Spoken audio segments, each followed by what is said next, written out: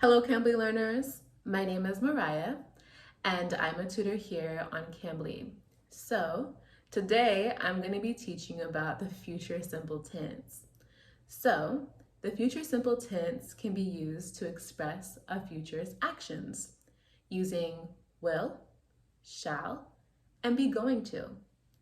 These are auxiliary verbs that are used with the simple future tense. In this lesson, I'm going to show you the most common ways where future simple tenses are used. So let's go ahead and get started, starting with predicting future events using going to. Let's take a look at some examples. So the first example I have is, she's going to take a trip in the winter. Because the subject is she, we use the be verb is, and we use the contraction she's. You could also use she is. Contractions are a lot more common to use. It makes you sound a lot more native. And now my second example is, there's no honey. I'm going to buy some. I seen that there was no honey, so I made the decision to buy some. And then here you see the subject and then the be verb. And the next one, it looks like it's going to snow tomorrow. The word tomorrow shows that this is a future action. Moving on to predicting future events using will. For my first example, I will help you study for your English exam. I'm predicting that I'm going to be helping you study for your English exam in the future. And then we have, the doctor will examine the patient tomorrow. So maybe the doctor can't examine the patient today, but I'm predicting that the doctor will examine the patient tomorrow. I want to add, when using will for the future simple tense, it doesn't matter what the subject is. You use will and then the base verb. You might be asking yourself, well, how do I know when to use will and be going to? Well, will is used to make predictions. There's no evidence, it's just really personal opinion. And be going to is used to make a prediction. If there's an evidence, it is preferred instead of will.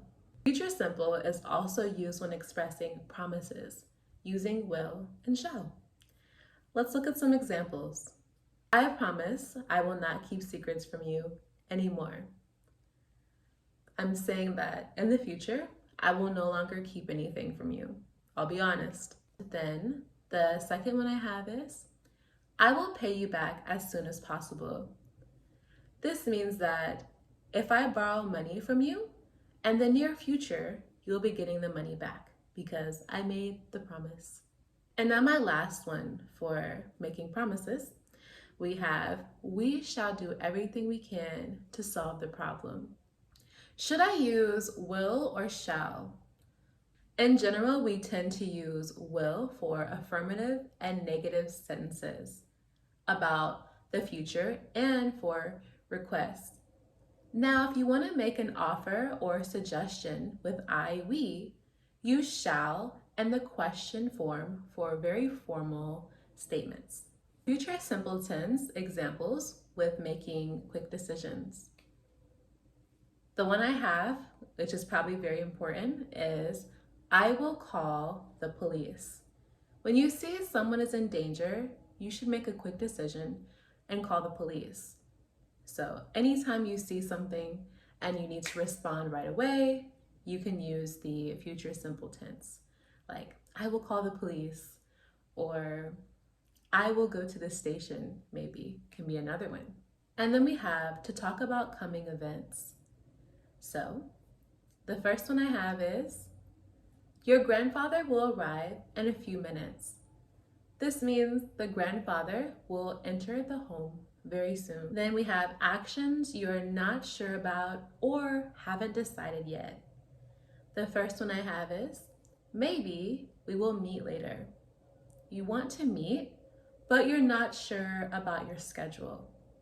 Maybe the both of you can't decide when you need to meet up.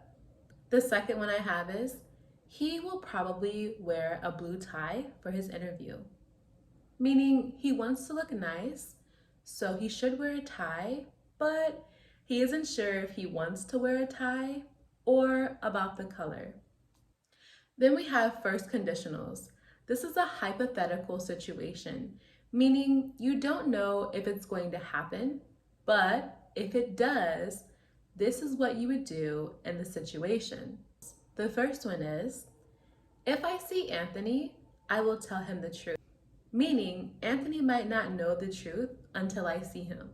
When I do see him, I will be honest with him. Now we're gonna move on to my negative sentences.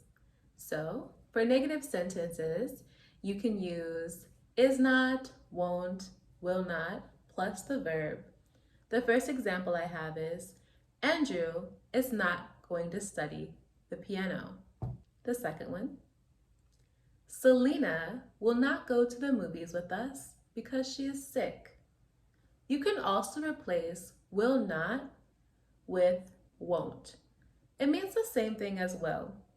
It's pretty close anyways. Moving on to the positive sentences. With these, you use the subject plus will plus the verb. The first sentence I have is, the meeting will begin at 8 a.m. Sometimes meetings don't start when they're supposed to, so this sentence is positive because it's just reassuring you that this meeting will start at 8 a.m. The second one I have is, if you pass the exam, I will buy you a new computer. It's very positive. I would definitely pass my English exam if I was going to get a computer. Okay, so I hope this was helpful for you guys. For those of you unfamiliar with Cambly, Cambly gives you instant access to friendly native English speakers like myself. You can take English lessons anytime, anywhere, using your phone or computer. Schedule your next lesson with me using the link below. Thank you so much for watching, and goodbye.